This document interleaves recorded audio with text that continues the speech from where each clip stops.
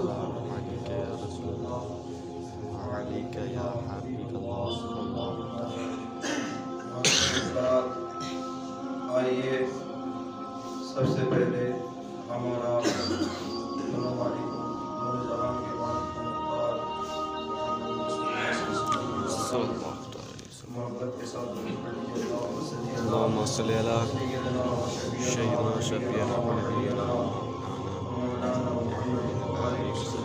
عليه الصلاة والسلام عليك يا رسول الله وعليك يا حبيب الله صلى الله عليه وسلم. محترم حضرات، میں جو آپ حضرات کے سامنے بیان رکھنا چاہتا ہوں وہ ہے نماز کا بیان. سبحان اللہ، سبحان اللہ. نماز کا بیان. نماز تمام عبادتوں سے افضل عبادت نماز ہے. تمام عبادتوں سے افضل عبادت نماز ہے، اور نماز کسی پر معاف نہیں. نماز کسی پر معاف نہیں. میں کچھ نماز کے بارے میں، نماز کے متعلق بیان کرنا چاہتا ہوں کہ نماز کی فضیلت کیا ہے اور نماز کی اہمیت کیا ہے اور نماز پڑھنے سے فائدہ کیا کیا ہوتا ہے. نماز کا بیان ایمان اور عقیدہ صحیح کرنے کے بعد سب سے پہلا فرض جو ہے وہ ہے نماز. جی سب سے پہلا فرض نماز. قرآن مجید احادیث کریمہ میں نبی کریم صلی اللہ تعالی علیہ وسلم اس کی اہمیت سے مالا مال ہے. جا بجا نماز کی تاکید آئی ہے کہ نماز پڑھو، اور اس کے تارکین پر وعید آئی ہے، یعنی جو اس کا نماز کو چھوڑتے ہیں اس پر وعید. وعید کا مطلب ہوتا ہے اس کی پکڑ ہوگی، قیامت کے دن اس کی پکڑ ہوگی. آیت اور حدیث کے بیان کے مطابق اللہ تبارک و تعالی قرآن پاک میں ارشاد فرماتا ہے، پارہ نمبر 1 سورہ بقرہ، هدى للمتقين الذين يؤمنون بالغيب ويقيمون الصلاة ومما رزقناهم ينفقون. کہیے سبحان اللہ. سبحان اللہ. یہ کتاب قرآن مجید پرہیزگاروں کے لیے ہدایت ہے. سبحان اللہ کہیے. سبحان اللہ. سبحان اللہ. کیونکہ میں قرآن کی بات کر رہا ہوں اور نماز کی فضیلت بیان کر رہا ہوں. یہ کتاب پرہیزگاروں کے لیے ہدایت ہے جو غیب پر ایمان لاتے ہیں. جنت آپ نے دیکھا ہے؟ نہیں. سوال، جنت آپ نے دیکھا ہے؟ نہیں. کسی نے دیکھا ہے؟ کسی نے نہیں دیکھا ہے. اللہ کو دیکھا ہے؟ نہیں. نہیں دیکھا ہے. حضور پاک صلی اللہ علیہ وسلم کو آپ لوگوں نے دیکھا ہے؟ پھر مانتے کیوں؟ جس چیز کو دیکھا نہیں اس چیز پر ایمان کیسا؟ لیکن اللہ کا قرآن کہتا ہے هدى للمتقین الذین یؤمنون بالغیب ویقیمون الصلاة ومما رزقناهم ينفقون. یہ کتاب پرہیزگاروں کے لیے ہدایت ہے. جو قرآن ہے وہ پرہیزگار متقین کے لیے ہدایت ہے. اور جو غیب پر ایمان لاتے ہیں، اللہ کو دیکھا نہیں، آپ اللہ پر ایمان لاتے ہیں، یہی تو ایمان ہے. اور نماز قائم رکھتے ہیں، یعنی نماز کو وقت پر پڑھتے ہیں. اور ہم نے جو دیا اس میں سے ہماری راہ میں خرچ کرتے ہیں. اس سے مراد اللہ نے آپ کو مال و دولت سے نوازا ہے اور اسی میں سے اللہ کے راہ میں آپ خرچ کرتے ہیں. تو تو یہ کتاب ان لوگوں کے لیے ہدایت ہے۔ اور اللہ رب العالمین قرآن پاک میں پارہ نمبر 1 سورہ بقرہ میں اللہ رب العالمین ارشاد فرماتا ہے اقیموا الصلاۃ وآتوا الزکاۃ وارکعوا مع الراکعین، کہیے سبحان اللہ۔ نماز قائم کرو اور زکات دو اور رکوع کرنے والوں کے ساتھ نماز پڑھو۔ یعنی جو لوگ پرہیزگار ہیں، پرہیزگار کی جماعت میں آ کر کے نماز جماعت کے ساتھ ادا کرو۔ تو نماز پتہ چلا کہ کیا کرنا ہے، جماعت کے ساتھ نماز ادا کرنا ہے۔ یعنی مسلمانوں کے ساتھ رکوع ہماری ہی شریعت میں ہے، یعنی باجماعت نماز ادا کرو۔ سبحان اللہ۔ اللہ رب العالمین قرآن پاک میں پارہ نمبر 2 سورہ بقرہ آیت نمبر 238 میں اللہ رب العالمین ارشاد فرماتا ہے حافظوا علی الصلاۃ والصلاۃ الوسطی وقوموا للہ قانتین، تمام نمازوں میں خصوصاً بیچ والی نماز کی حفاظت کرو۔ اچھا، دن بھر میں اور رات بھر میں کتنی نماز ہے؟ 5 وقت کی نماز ہے۔ تو اللہ رب العالمین قرآن پاک میں فرماتا ہے حافظوا علی الصلاۃ والصلاۃ الوسطی وقوموا للہ قانتین، تمام نمازوں میں خصوصاً بیچ والی نماز یعنی عصر کی نماز، اس کی حفاظت کرو، اس کو پابندی کے ساتھ ادا کرو، کیونکہ یہ بیچ والی نماز ہے۔ اللہ تبارک و تعالی قرآن پاک میں سورہ بقرہ کے اندر اللہ رب العالمین ارشاد فرماتا ہے وَإِنَّهَا لَكَبِيرَةٌ إِلَّا عَلَى الْخَاشِعِينَ، نماز بھاری ہے مگر خشوع کرنے والوں پر۔ نماز بھاری ہے مگر خشوع کرنے والوں پر۔ خشوع اس کو کہتے ہیں یعنی جو لوگ نماز کو ترک کرتے ہیں اس پر نماز بھاری ہے۔ نماز جو لوگ چھوڑتے ہیں اس پر نماز بھاری ہے۔ وہ سب کچھ کام کر لے گا لیکن نماز ادا نہیں کرے گا۔ نماز مطلق ترک کرنا سخت گناہ ہے، نماز کو چھوڑنا سخت گناہ ہے۔ دیکھیے تقریر کا انداز الگ ہے میرا، اگر تقریر کریں گے تو آپ لوگ سبحان اللہ الحمدللہ ماشاءاللہ میں گونج اٹھیں گے، لیکن یہاں میں سمجھنے کی اور نماز پڑھنے کی بات کر رہا ہوں۔ میں نے قرآن پاک کی آیت پڑھی ہے ھدی للمتقین، یعنی قرآن پاک مسلمانوں کے لیے ہدایت کا راستہ ہے۔ آج اگر ہم آپ کو راستہ دکھائیں گے انشاءاللہ اللہ تبارک و تعالی آپ کو اگر توفیق دے دے تو آپ بھی 5 وقت کی نماز کو پابندی کے ساتھ ادا کریں گے۔ سبحان اللہ، سبحان اللہ۔ ہدایت ہمارے بس میں، آپ کے بس میں، کسی اور کے بس میں نہیں ہے۔ ہم صرف دعا کر سکتے ہیں کہ اللہ آپ کو ہدایت دے، ہدایت دینے کا مالک اللہ ہے۔ جی بے شک ہے کہ نہیں؟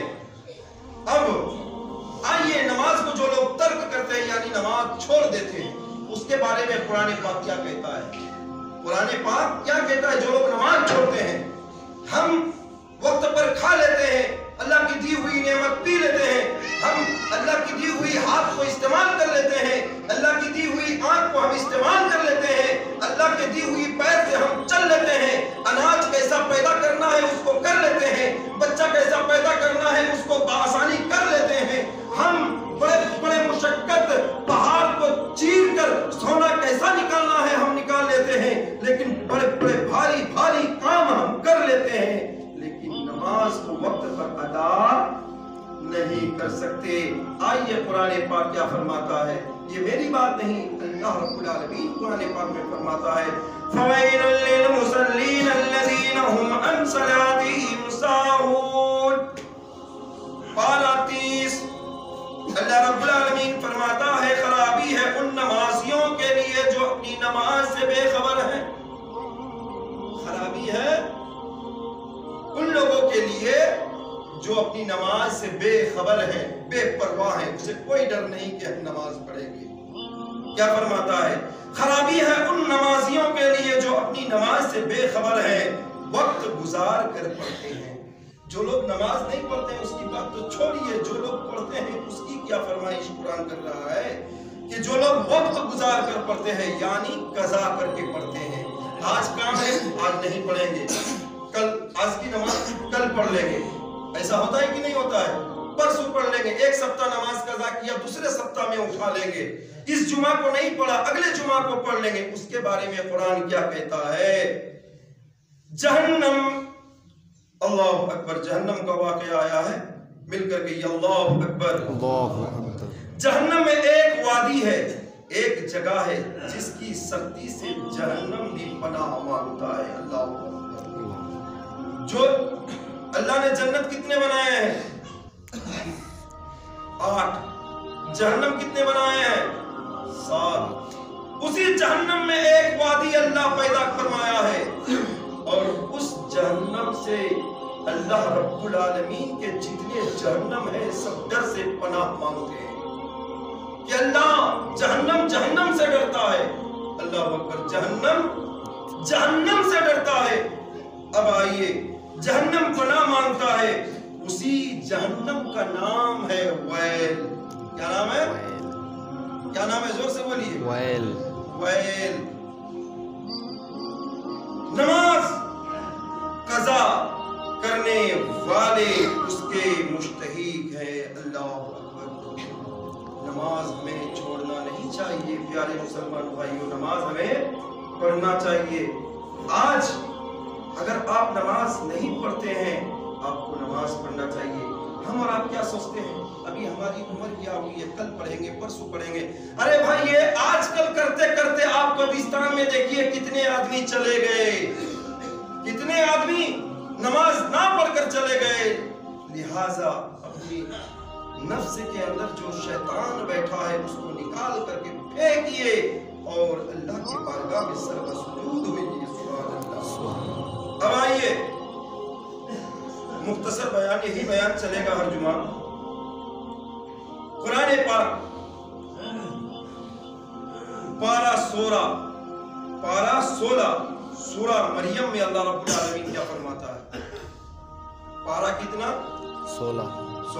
کچھ بولیے، میں سمجھوں گا کہ آپ غور سے سن رہے ہیں. 16 سورہ مریم میں اللہ رب العالمین ارشاد فرماتا ہے فَخَلَّفَ مِن بَعْدِهِمْ خَلَّفٌ أَضَاعُوا الصَّلَاةَ وَاتَّبَعُوا الشَّهَوَاتَ فَسَوْفَ يَلْقُونَ غَيًّا. اس کے بعد کچھ ناخلف پیدا ہوئے یعنی نادان پیدا ہوئے جنہوں نے نماز کو ترک کیا یعنی نماز کو چھوڑ دیا اور اپنے نفس کے غلام بن بیٹھے، اپنے نفس کے غلام بن بیٹھے، خواہشوں کے غلام بن بیٹھے.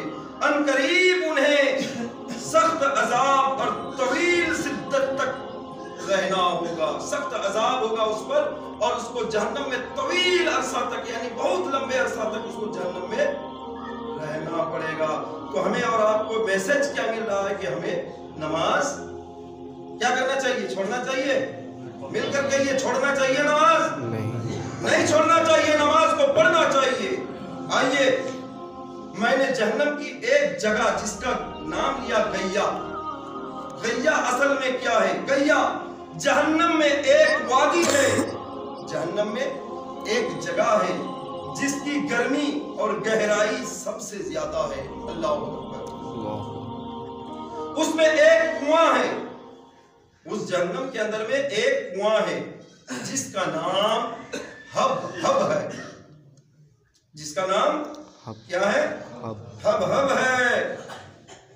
جب جہنم کی آگ بجھنے پر آتی ہے، جب جہنم کی آگ بجھنے پر آتی ہے اللہ رب العالمین اس کنویں کو کھول دیتا ہے جس سے وہ بدستور اور تیز ہو جاتا ہے. قرآن پاک پارہ نمبر 15 سورہ بنی اسرائیل میں اللہ رب العالمین ارشاد فرماتا ہے کلما خبت زدناہم سعیرا. جب بجھنے پر آگ آئے گی ہم اسے اور تیز کر دیں گے. اللہ اکبر. جب جہنم بجھنے پر آئے گی اللہ اس کو اور تیز کر دے گا. اور اس میں کون لوگ جائے گا؟ جو لوگ نماز کو ترک کرتے ہیں، صلاۃ کو ترک کرتے ہیں. اب میرے پیارے بزرگوں، دوستوں، اور اہمیت اس بات سے بھی پتہ چلتا ہے کہ اللہ نے سب احکام اپنے حبیب صلی اللہ علیہ وسلم پر بھیجے.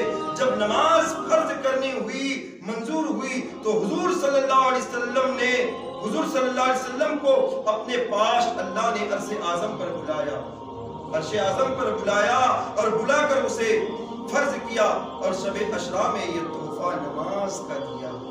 تو ہمیں کیا کرنا چاہیے؟ نماز پڑھنا چاہیے. بس اسی پر میں اپنی بات کا اختتام کرتا ہوں. ایک بات اور سن لیجئے، ایک حدیث میں، پیاری حدیث بیان کر رہا ہوں. اللہ تبارک و تعالی پیارے حبیب صلی اللہ تعالی علیہ وسلم، اللہ کے محبوب جناب محمد رسول اللہ صلی اللہ تعالی علیہ وسلم ارشاد فرماتے ہیں کہ پیارے نبی صلی اللہ علیہ وسلم کی مسجد کے سامنے ایک صحابی